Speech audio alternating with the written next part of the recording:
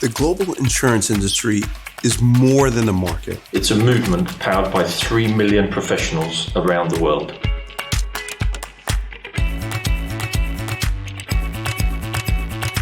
Together, we support communities as they rebuild after disaster. Help businesses through risk and uncertainty. Protect individuals as they plan for brighter futures.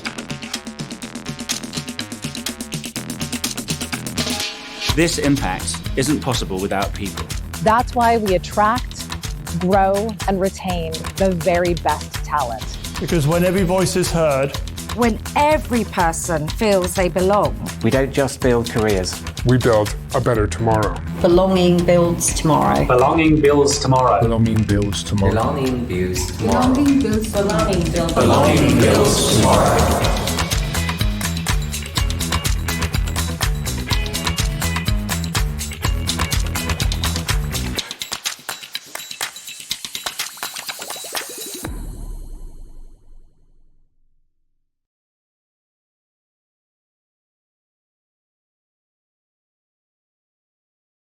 Building on the message of prioritizing belonging, our next discussion is on a very interesting topic, something that I hold very dear to my heart. It's the future of gender inclusion, trends and emerging opportunities. It will explore how gender inclusion is evolving across industries and what the future holds for creating truly equitable workplace. Our panelists will highlight key global trends, examine emerging opportunities, and share strategies that help organizations move beyond compliance to embed gender equity at every level. We'll consider how shifting demographics, changing expectations, and innovative workplace practice can unlock talent, strengthen leadership pipelines, and foster cultures where all thrive. Let's welcome our panelists. First, we have Aditi Shukla, who's the head of India Shared Services and Country Head India. Aditi is a seasoned professional with a commerce degree and an MDP from IMA. Backed by over 21 years of experience in the industry, she has been instrumental in setting up and managing insurance processes. Currently serving as the head of India Shared Services and Country Head, Aditi chairs the India Management Committee and the Excel India Business Services Private Limited board overseeing the efficient operation of India Shared Services centers in Gurgaon and Bangalore. Beyond her professional accomplishments, Aditi is a core sponsor for various inclusion and diversity programs in India, reflecting her commitment to fostering a diverse and inclusive work environment. Her belief in the value of I&D further underscores her leadership and dedication to shaping a positive workplace culture. Welcome, Aditi. Next on the panel, we have Margaret Moneluru. Margaret is the Director HR Business Partner India in RGA Reinsurance Company. She's a seasoned HR leader with over 20 years of experience across industries like IT, manufacturing, and education. Currently serving as Director HRBP India and RGA, she specializes in talent development, strategic HR initiatives, and change management, and holds certifications in executive coaching, instrumental designing, and training. Passionate about mentoring youth through the Take Charge NGO, she also advocates for sustainable living and practices. Thanks for joining us, Margaret. Next, we have Sharmila Yadav. She's the Senior Vice President, Marsh India, a seasoned insurance sales leader with close to 20 years of experience. She's recognized for seamlessly blending strategic vision with hands-on execution to drive client acquisition, retention, and growth. Distinguished in employee benefits domain, she has built enduring partnerships and delivered sustainable business impact through her deep expertise and client-first approach. Over the years, she has collaborated with leading insurers, corporates, and stakeholders, fostering trusted relationships and shaping progressive benefit solutions that enhance organizational resilience and overall employee well being. Thanks for joining us, Sharmila. So, what a panel we have! It's more than 2 decades of experience that we see here on the stage with us today. It's my privilege to be, carrying this conversation with you. So, as we start this conversation, I would like to ask all of you, in a very, brief nutshell, how's been your personal journey? I understand it's 20 years, and if we start talking, it'll be the end, for the day. But having spent over 2 decades in the industry, what do you feel has changed over the time significantly in the gender inclusion area?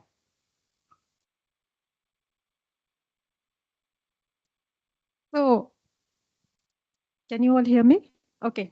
So Parna, for me, I would say that we are literally that generation which has seen the change. I mean, if I compare the beginning of my career, which was the beginning of the century too, and look at it today, it is everywhere. The change is everywhere. It is in the kind of conversations we now have, both in a wide, large audience like this and also in closed rooms. It is when I look around and I see the number of what I would want to say colleagues that you would have normally not seen in those positions, and you can see them. And I don't really want just women or gender, but just so many. I mean, whether we are looking at people with disabilities, we are looking at what we call LGBTQ community. I mean, I just see inclusion now being so much more, and I see that for the same for gender. I guess moving from a time where we used to talk about the existence of a glass ceiling to the time where no longer people talk about the glass ceiling, for me has been the biggest change, and that is what I want to carry with me. um, Still, there are many times when I'm in a forum, I'm in a room, and I look around and I'm the only woman. But as I walk through those steps, I see the other rooms where I was the only woman is now full of women. So that's the change I see. Would you like to add something?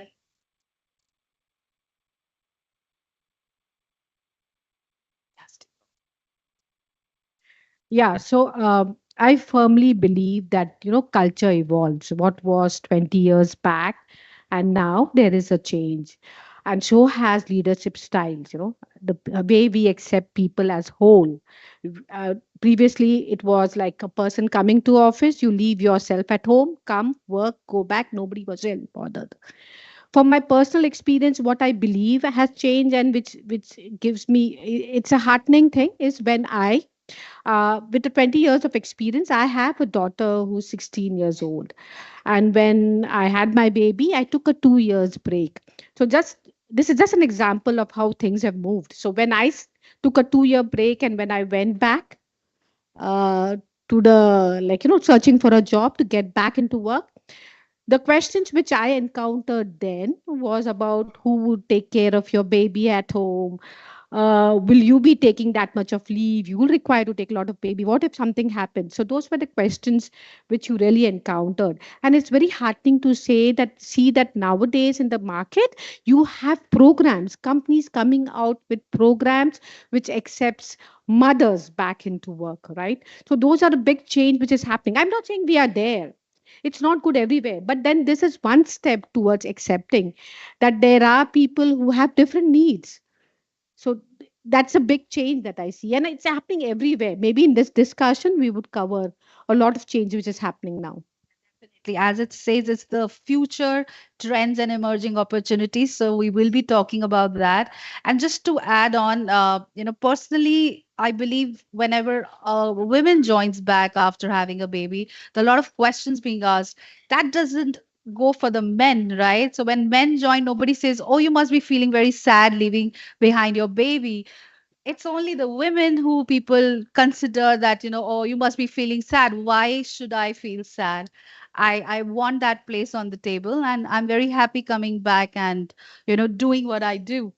So, I mean, that's something I tell to my, team members that, you have to put yourself also out there. So, Shamila, your thoughts on this? So, am I audible? Yeah.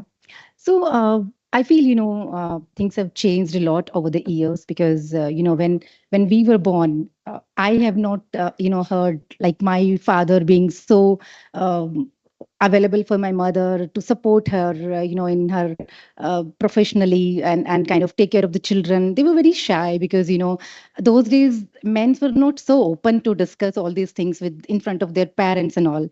But I see now my husband, he's very always available to support me professionally. He comes forward, he takes care of children, he takes care of he has changed his children their diapers, and he's done everything. So I feel time has really changed. And I'm not sure about in rural how it is, but especially in urban areas, men have been supporting their wives and female wherever. I think even at workplace, they are very supportive to their colleagues. They encourage them. So I have seen a huge change over the years on this.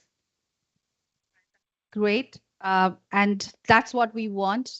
Things should be changing and evolving. Taking this discussion further, I would have my first question, Aditi, for you. How would you define gender inclusion in the insurance industry today? And what is the biggest misconception about it that you've seen in the leadership circles? Okay, so in my head, if we are talking about insurance, I think, and gender inclusion within the insurance parameters, I think there are two ways to look at it. One is, of course, what is insurance as an industry offering to its customers in terms of its products? Are your products as an industry inclusive enough? And I see gradually more and more organizations becoming very, very proactive about doing that research and creating tailor-made products that will take care of different genders, not only men or women, the conventional two we talk about, but so many more genders. And I see that happening, and that for me is one of the most heartening trends that I see. I think if your products are not able to understand and assess the needs of the customers as they evolve, you are going to probably threaten your own growth and existence. And I think for the industry, it's very important. And I see that insurance industry is getting more and more proactive about first looking at it from a customer point of view. Secondly, what we all talk about much more, which is about how gender inclusion is now becoming the part of the workplace discussions as to how do you look at it. I think there are multiple things that I see are coming over, both in terms of um, whether you are able to create that environment that a colleague, no matter of what gender they are able to progress, talk about their career aspirations, reach their full potential, and move ahead. And I think we are seeing more and more that happening within the insurance industries. We see the kind of flexible policies coming in. We see the kind of roles that are opening in. We see technology enabling that. And I think some of those things mean that we as an industry are making progress. And I think the proof lies in the pudding. Look at the panel here. Look at so many more colleagues we have met, where we can see that there is definitely more talent coming in, which is more diverse and taking the industry forward. I think it is very, very important from an inclusion point of view that you are able to accept the difference. I think the first thing about inclusion is how do you accept the difference and how do you work together to ensure that the organizational objective and the personal aspiration and the personal circumstances are both respected. And I think the industry is making progress there. There is a lot of dialogue. There are forums like this where we see more and more this happening. The other thing that I really like about is the gender neutral policies that are coming in, be it for childcare, be it for looking at things like, I may want to adopt instead of having a baby. How do I support there? The kind of health policies that are now available that take care of a lot of other issues that were not spoken about.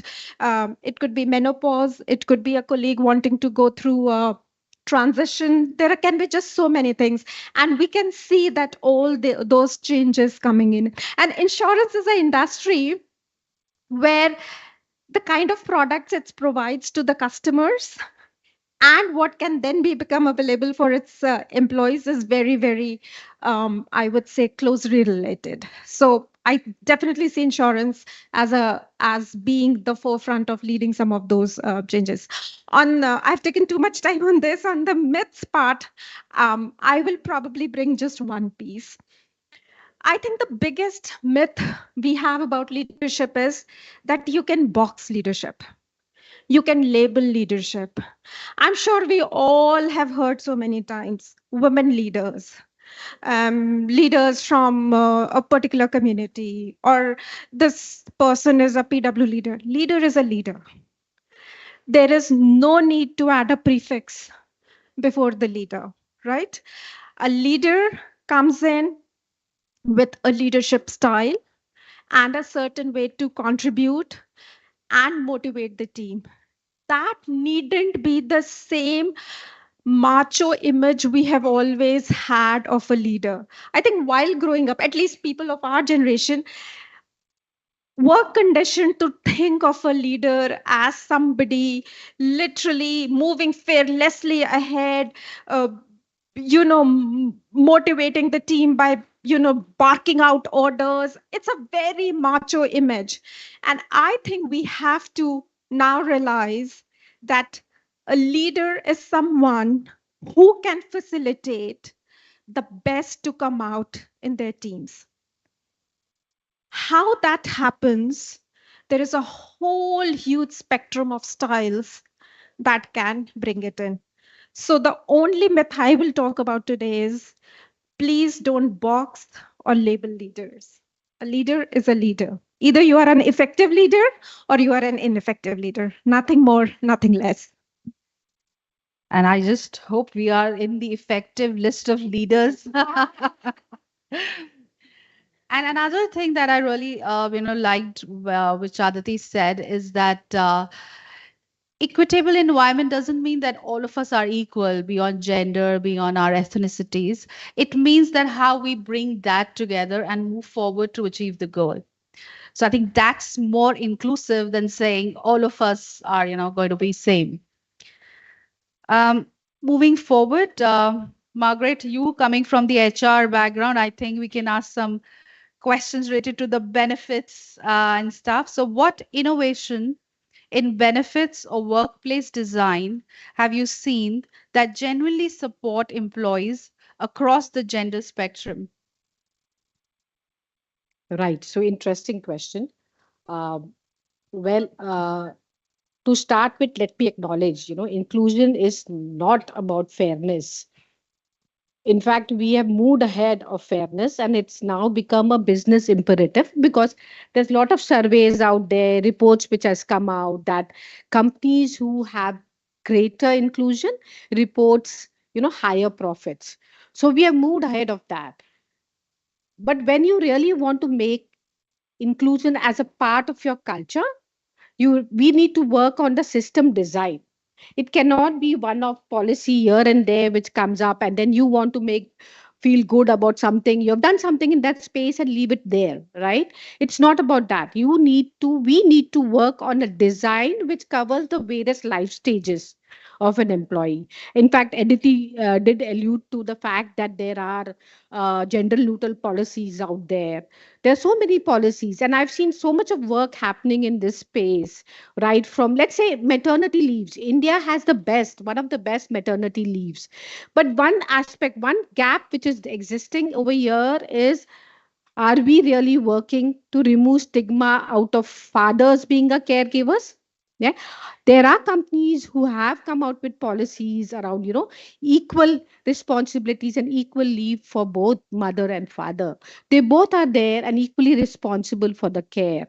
Same thing said for, let's say, same-sex couples, surrogacy, adoption, single parenting. All of this is there. It's an existing. In fact, the culture has evolved to the aspect that we have all kind of people working amongst us. So, are we really being that inclusive? And then Aditi again alluded to the policies, insurance policies that we have. Are we really customizing enough to cover fertility treatments? Because that's, if you see, that's something which has now become a norm. You keep hearing about it, right? Are we kind of covering for hormonal treatments? There are so many other requirements which come our way. So these are all aspects which comes up only when you create an inclusive culture. Are we also working on benefits of providing spaces for employees? Like in my company, we have ERGs, that is employee resource groups, and we do have space where, we have a ERG for pride, we have an ERG for women and allies. These are safe spaces where people come and share their experiences and even advocate for their requirements. And this is a space where we get to hear about it and how open we are to really provide those instances and needs. Because inclusion is not only about numbers. I've seen companies really coming out dashboards saying this is the number of female employees, this is the number of people of colors. Is it only about that? It is much more than that. In fact, inclusion is only when you make people feel welcome, you feel that they can come and be themselves among you, and equity. Equity is a space which they need to feel equal among all, right? Then are we, you spoke about workspace design. Are we providing the space wherein you have, let's say, gender neutral washrooms? Yeah, we keeping in mind that there could be people like transgenders amongst the non-binary people who might need that requirement. Are we really thinking through? Are we being conscious about the needs which is coming our way, right? Lactation rooms, that's again one of the requirements which is there. So all this put together really creates a space where employees feel welcome. But as we go deeper in this space, as we get into more of a space of creating personalization, much more innovations will come our way. In fact, keeping ourselves open to new ways of thinking, new ways of providing and accepting a person as his whole when he comes to work, that's where innovation would happen. Answer there. Sharmila, would you like to pitch in or on the topic? Okay. So, can you share a moment in your career when you realized gender inclusion wasn't just a topic, but a leadership priority? Yeah. So, as a sales professional, I have always worked in a very fast paced and target driven, always numbers and all of that. And way back in 2005, when I started my career, I used to be the only female in those sales meetings. And that's when I'm talking about 2005. But today, when I see things have changed, I see a lot of females who are there in sales, and sales, especially in insurance industry, is really tough because the way. So I'll tell you a story. I have two good as well as bad story. Bad story I would like to tell first is that when I used to kind of go for client meetings initially, and one of the biggest wins that we won during those days. We had really worked hard for that. We were different colleagues, like say 5-6 male, and I was the only female among the team. And when we won that account, client just came and just shook hand with my colleague, male colleague, and he did not even notice me. That was just initial, career when I started, and that really hit me hard. I was like, something had to change, and this is really a leadership priority. But at the same time, years later, when I was thinking of switching my job and moved from an insurance company to insurance broking when I joined Marsh way back in 2013, I was expecting my second child. And, when I met the leadership team, for the interviews and all, I was not aware of it. But when I was about to join, I got to know, and it was like I was very scared because what to do now? So when my HR leader, and I tell this story to a lot of people because, I really value that a lot because, when my HR leader, she called me that, hope everything is fine and you're joining and all of that, right? And I said that, ma'am, I have a bad news. I will not be able to join because I'm expecting, and, because I never thought that when you're expecting and you will be accepted, because after a couple of months you will be going on maternity leave. So, and to my surprise, she just said that it's not a bad news, Sharmila, it's a good news. We will welcome you with the same spirit, and you come over and you're most welcome. At that moment, really changed my mindset, and the way I used to feel, that the way I feel that clients, even from the client side, always they feel that, women, uh, they are not like the one who can think about risk solutions and all of that. I have faced that a lot. But when this came into, from the organization, when I have not even joined, I was really impressed and very happy about it.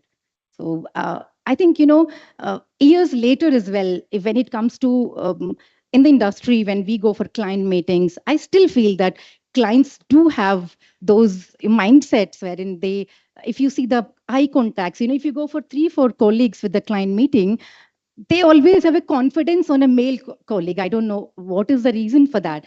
They feel that women are not the one who can handle, risk profiles and solutions and all of that. So I feel that somewhere it still exists when we go for these meetings, but at the same time, things have improved a lot. But yeah, we need to walk a little bit more. Yeah. Inspiring story, and I completely resonate with you when you say that when you walk in the room and you're talking business, you're talking numbers. I think they're expecting a male colleague to be doing that than a female, and sometimes even if it's your idea that you're pitching in, they'll be talking to the male colleague. But then, as the leaders, we have to really change that and bring that inclusivity in those environments as well. Thank you for that. So, Margaret, the next question is for you. How can we ensure that gender bias does not influence hiring and performance management processes? Right. So, we ourselves are products of the culture which we are from, the upbringing that we have, and all of us in some form or the other carry unconscious bias. It all starts with recognizing that we have bias. Bias happens when there is unstructured decision making in companies, right? So a lot of people complain about the HR processes. They make it more complex than it needs to be, actually. But then if you go ahead and see, when it comes especially to hiring, like what is that? What is the process that you need to put in place? How do you really structure it in such a way that you make it transparent, you make it data driven, so that decisions are taken, which is a collective decision is taken, which really ensures that there is no bias in place. Very simple things, I'll get into a bit of details if you have time. Very simple things like you going and reviewing your job descriptions. Do you see that the wordings mentioned there is gender neutral? Is it so inclusive over there? Or are you unconsciously coming up words which makes it very sure that maybe it's not meant for a person? So you start with that. Maybe if you want, you also nowadays we have AI softwares which kind of select resumes which does not recognize the gender. They simply talk about what exactly is the skill, the knowledge, the experience. Are we also doing simple things like skill tests which really removes the gender out of it, and you kind of take a person has whatever he or she has on the table. So these are simple things. Maybe the interview process which is concerned, right? Do you have multiple feedbacks in place? Do you have data which really talks about, like, what exactly, how the recruitment is done? Is there somewhere along the line that you can make a correction?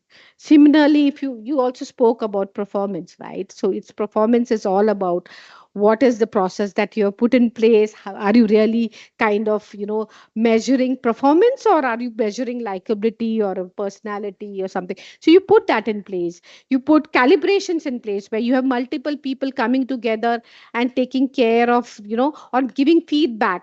So once you have calibrations in space, most probably the biases which is there prevalent within ourselves gets expressed, and there are multiple people deciding, and there is a system in place which kinds of evens out the performance when it comes to whole organization. So how do you have that in place? These are all things and processes which you have. But one thing which we as companies and all of us really need to do, or maybe as an organization, is that roll out trainings around bias. Because when awareness is there, when you kind of generate awareness among people, that's the reason when people get conscious about what exactly we are doing, how is it really being seen in the flow, and then we take action on that. So it's an ongoing process, per se. I hope that answers your question. Yeah, sure. And we'll be looking forward if some of these things can be incorporated by all the organizations so that we can remove the biasness from the process.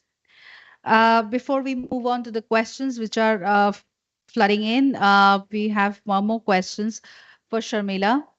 What's a story from your organization that shows how gender inclusion can drive innovation and business impact? Yeah.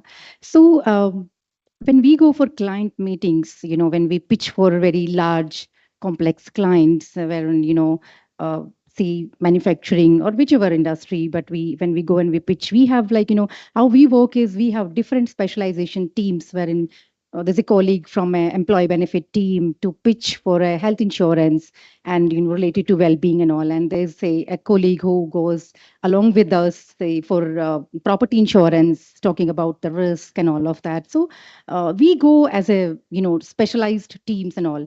So whenever we go for the general pitch that we always go with, to talk about, say, numbers, aggressive premiums, your claims, and all of that. So we really don't deep dive what client wants to hear from you. So we generally, so it happened once that, then we had to ask for a female colleague also to join, because mostly it was like males. And I'll tell you, my organization is doing a lot in terms of diversity and inclusion, because especially when now we are hiring, when I hired for my team as well, I see that if there is a deserving candidate, of course it's on merit, but if there's a male and female, I always prefer that I would like to have a female colleague.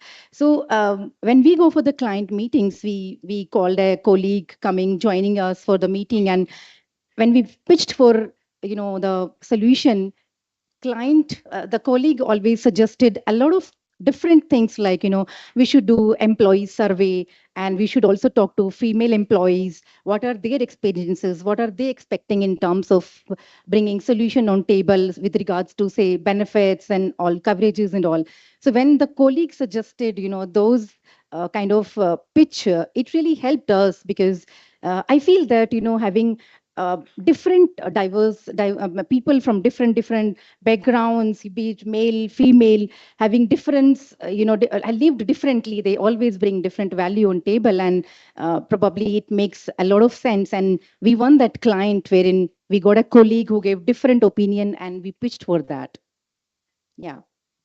And I think we've been talking about this since the beginning, that it's now the requirement. It's just not good to have. It's more like must have if you really want to succeed as a business unit.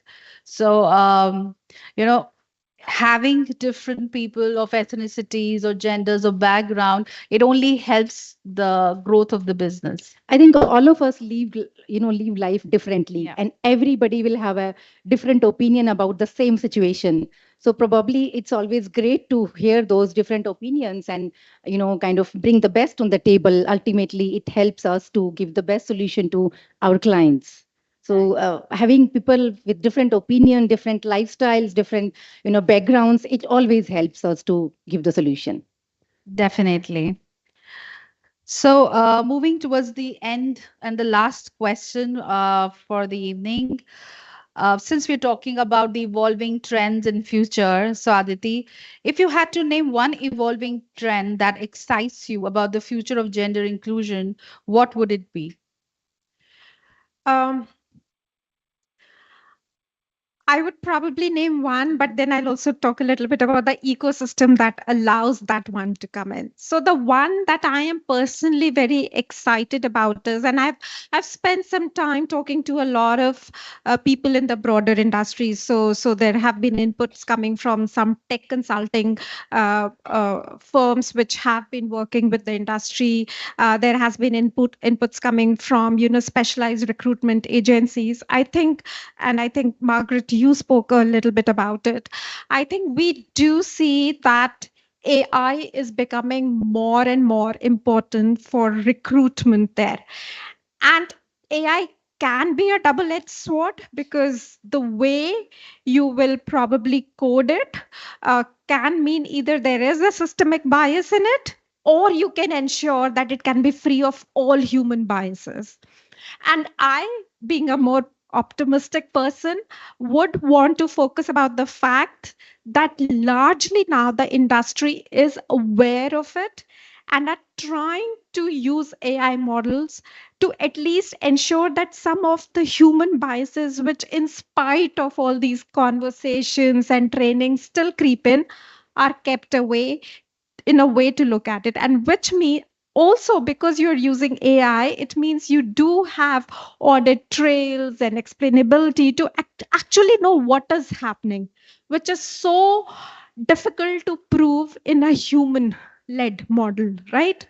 So I think personally, I'm very excited that with the use of technology, with the use of right technology, and being completely aware of what could the risks be and the fault lines be, if you use it to its strength, some of those human biases can be taken out. So that's the trend I'm personally very excited about. But what brings this?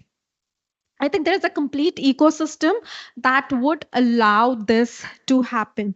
First of all, having broader conversations around what a bias could look like and calling out those biases, calling out to people to make them understand that it's very human to try to hire people like you, and ensuring that those biases don't creep in the tech that you are trying to develop. I think that's the first thing.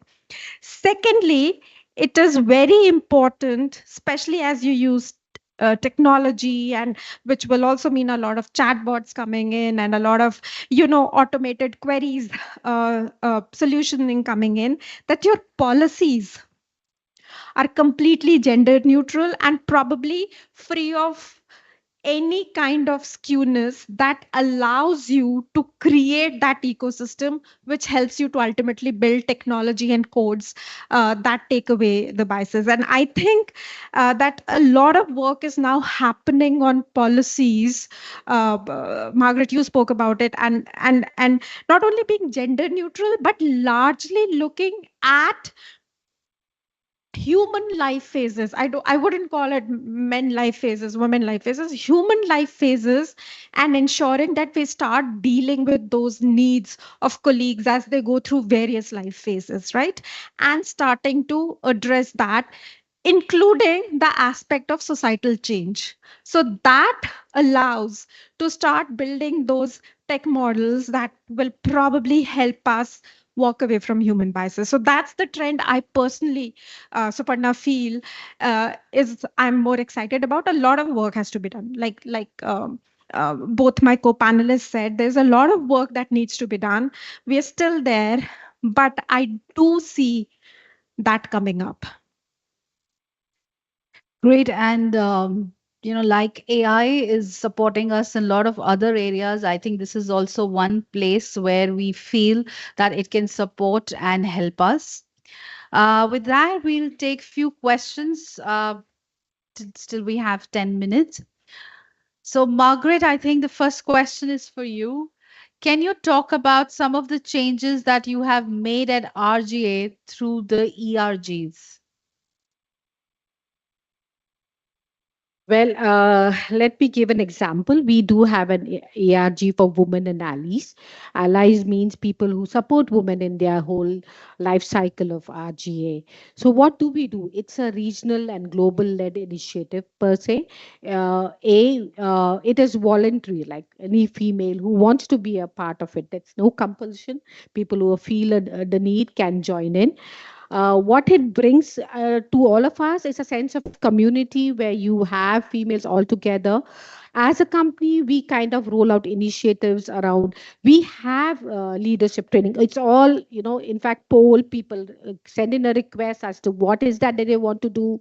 So this forum kind of allows people to have mentors. We help them get mentors internally. We have panel discussions on relevant topics. We also have opportunities which is already shared with them. There's also a space where people can come. Our female associates can come. We have allies over there to guide them, coach them, and as well as we have rolled out multiple trainings. In fact, that's one space. The one thing which may talk about this group is the lack of awareness and lack of confidence. A lot of us do not have confidence, even if there's a job opening. Naturally, if you see, it has been researched, it's not me saying here, but a female will think twice before applying for a role than compared to a male counterpart. So all this requires a lot of work to really get us up there, and this is what ERGs usually do. That's providing a space for all of us to come and grow together. You have ERGs, we have VRGs.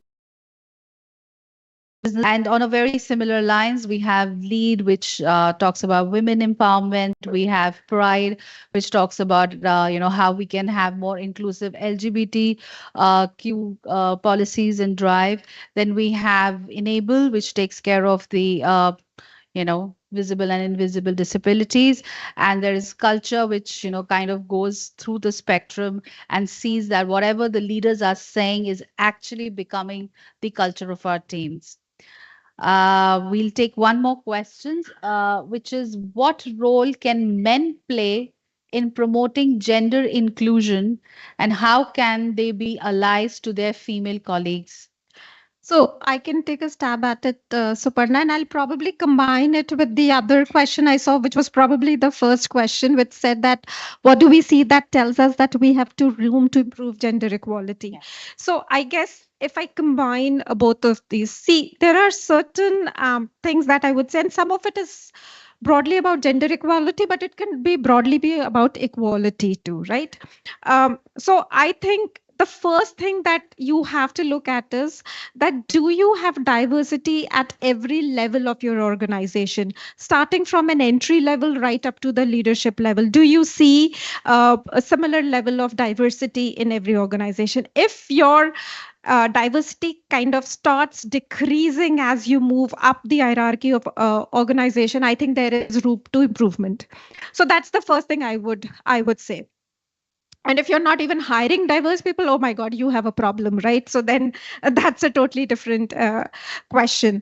Once you have diverse people, you have men, women, I think it's important to see that you are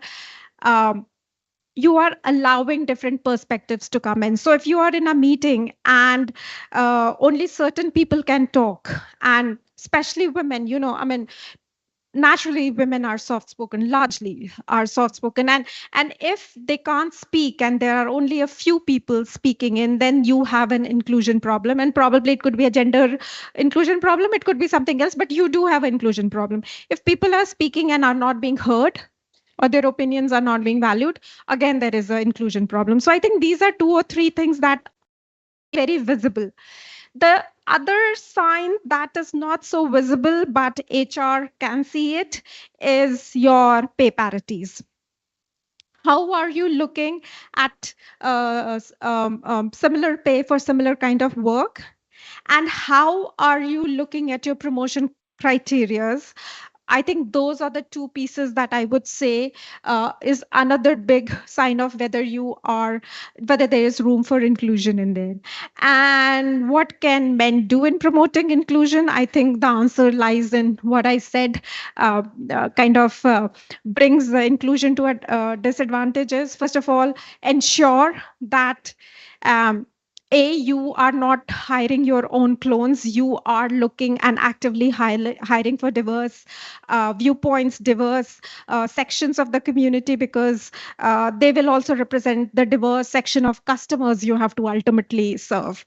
That's one. Secondly, listen to them once you have hired them, value their opinions, and try to bring in different perspectives. Not only one perspective, not only what you have done before is right. There can be different perspectives that are right. So do value them. And thirdly, promote pay parity, equal pay for equal work. And I think it's important that we just don't do this as a check in the box activity, but we really, practice it beyond just the policies. So adding just to Aditi's point, I feel that, especially in insurance industry, we see women leaders up to say mid-level. But when you talk about senior leadership across industry, be it insurance companies, broking firm, wherever, I haven't seen many, women representing in the senior, say, boardroom level meetings and SMTs and all of that. So I feel that we really need to improve and do something about it, because a lot is changing, of course, but we need to do something about that as well.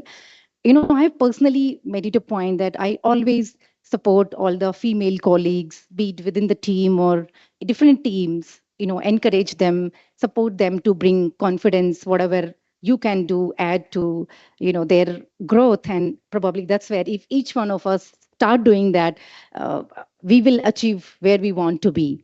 And I also feel that, this is my personal, when we talk about what men can do, when it comes to your wife, you feel that she should get all the support at the work, leaves, the best pay, everything.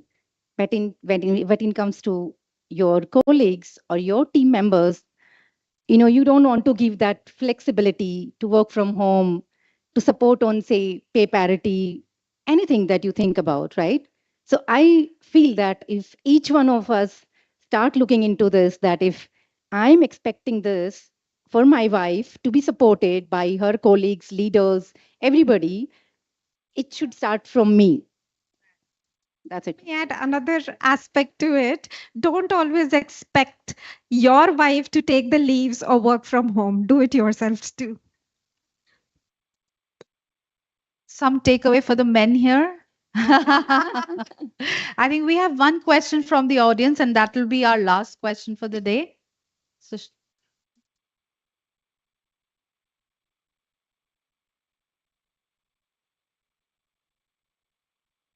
hello. Hello everyone, I'm Sushmita and I also co-lead the Culture BRG with Suparna. And I have one question that with the inclusion and diversity, how complicated has it become to draft any policies around it? And what are the tools that we have right now to overcome those challenges or complexities? And second question is, what are the things that you feel we are still not there, but we aspire to be there? Okay. How complicated it has become? Well, I wouldn't see it that way. Policies, if genuinely made to cover and employees as a whole, then you kind of make sure that you are there's nothing called one policy which comes out and that's it, and there will be no changes. Only when you are open for feedback and human beings, right? There are times when we make errors. How much open you are to really go ahead, acknowledge it, revise, come back, see, check, measure, again make changes. So it's not complicated. It's all about how open you are to make the change and make sure that everybody is included in the policies. That's how we should actually approach whatever we do. Yeah. And I was not sure. What was the next question?